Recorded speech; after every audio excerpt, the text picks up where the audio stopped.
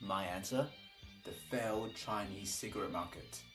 Unlike the rest of the world, which has decreased smoking by 10% in the past 20 years, China has actively enabled the overproduction and overconsumption of cigarettes. Why? Profit. Currently, 300 million people are addicted. That's 47% of the world's smoking population. Not only that, from secondhand smoke and the direct smokers, 2.7 million people are dying within China every single year.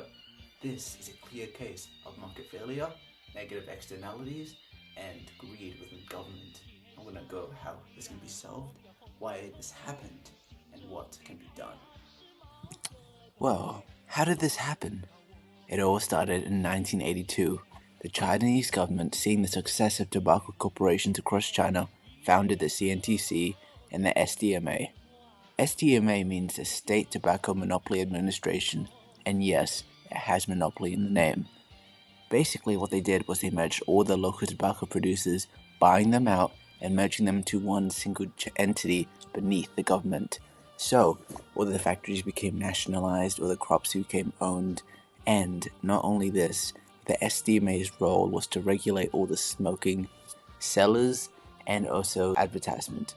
So, the people that worked at the CNTC and the SDMA were the same people too. So, the government was not only the producers, the distributors, but also the regulators of the sole market. In 1991, China formally officially released the Tobacco Monopoly Law of the People's Republic of China.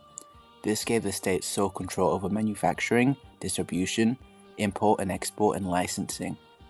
This meant that smaller regional brands across China were merged into one larger corporation.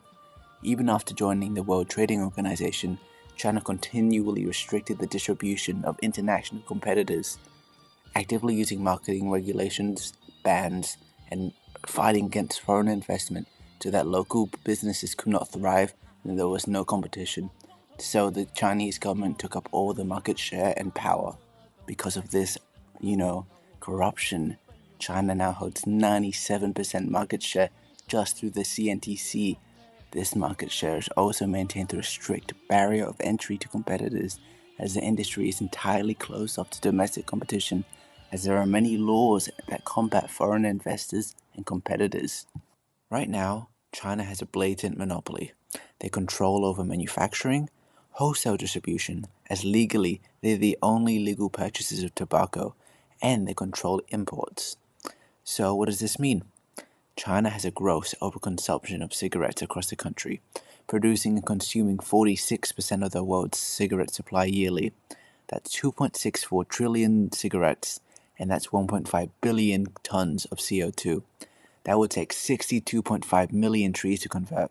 That's enough to go to the moon 550 times on a staircase of cigarettes. To summarize, China is producing and consuming too many cigarettes. This is a result of government greed and a lack of consumer regulation that has led to a monopoly and a disproportionate amount of market share in the CNTC.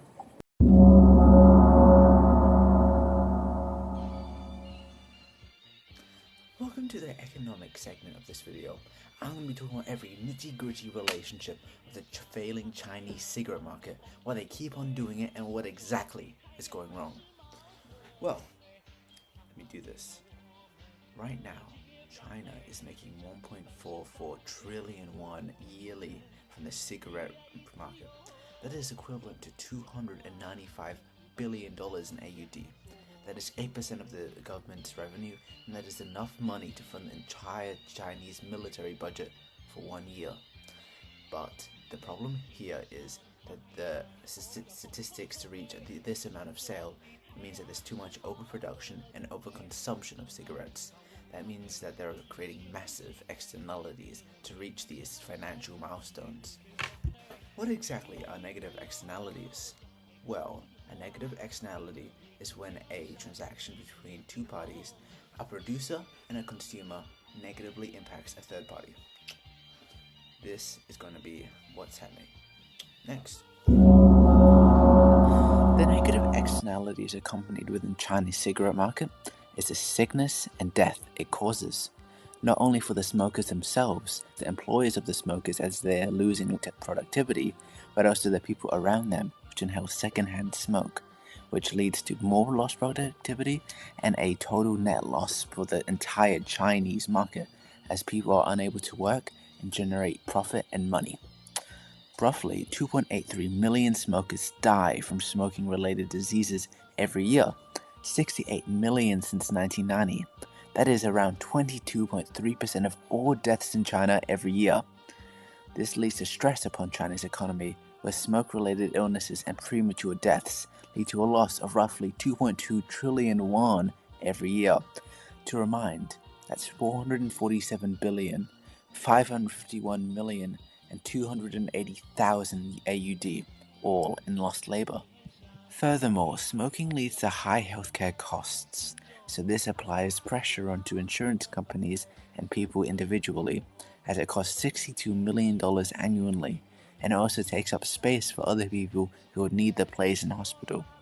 Smoking is also an inelastic good, so poorer households who are nicotine dependent spend a disproportionate amount of their money on smoking, which is statistically 10% of their income. This is illustrative of the negative externalities found within the Chinese cigarette market. Looking at the math alone, China makes $295 billion while losing $497.8 billion every year. They lose 1.6 times more than they make. This is a diagram of Chinese cigarette market failure. So, on the side is the price. The median price is $4, and in China you can actually get it as cheap as $1 a packet. That is way too low. And on the bottom, the x-axis is 120.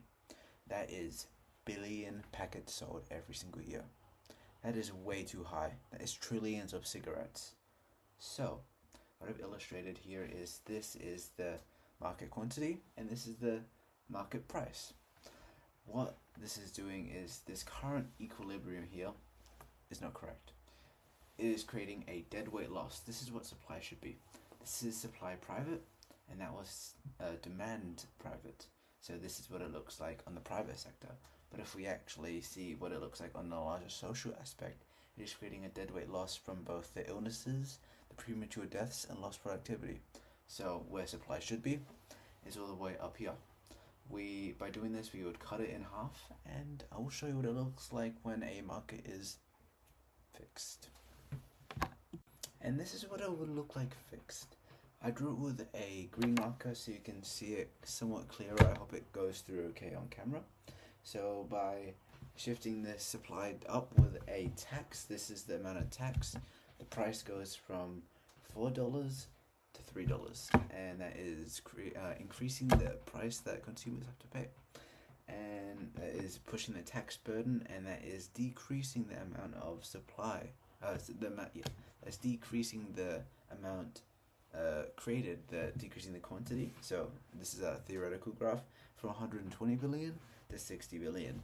This alone would decrease the overconsumption and overproduction, and would decrease the negative externalities associated with smoking within this Chinese cigarette market. So this tax would push it up, and this would get rid of the deadweight loss, and we would be left with a higher price, a lower quantity produced. And I also just wanted to mention this demand graph is a bit steeper because smoking is an inelastic good. So yeah, this is what it should look like when supply is too high. Goodbye.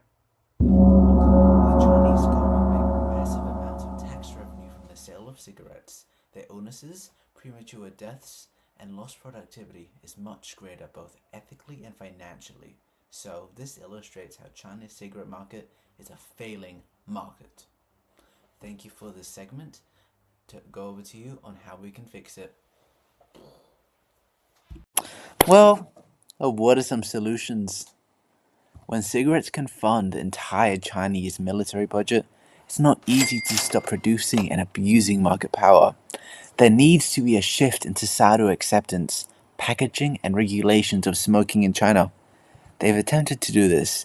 Back in 2003, China, alongside 167 other countries, signed the World Health Organization framework of tobacco control. It was meant to be a legally binding treaty for governments to abide by, aiming to reduce tobacco supply and demand, later ratifying in 2005.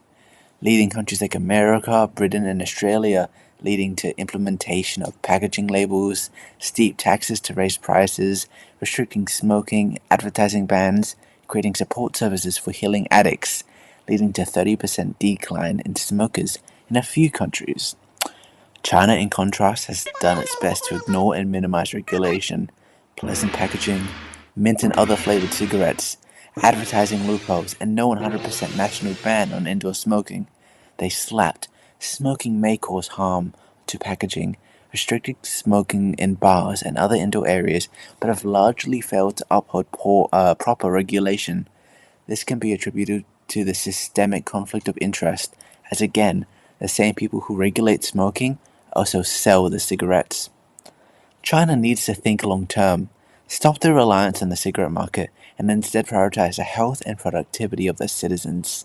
Some ways they can achieve this is through increased taxes to raise prices and decrease demand.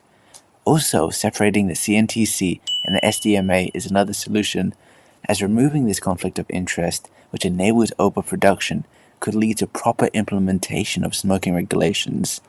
Also, producing less and decreasing production would lead to less consumption, as there would be less to buy, and it would also increase prices because less supply. Also, having proper packaging of typical Australian packaging or it's gross instead of the sleek, appeasing packaging in China.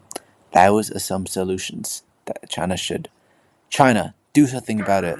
Change this failing market. Choose the future of your country. Do what's best for your citizens. However, the effectiveness of this approach is highly volatile on how willing the Chinese government is to actually take short-term losses for long-term gain. The government in China need to see what's better for the future rather than what's immediately now. So, will China do what's best for its citizens, or will it continue to benefit off their deaths?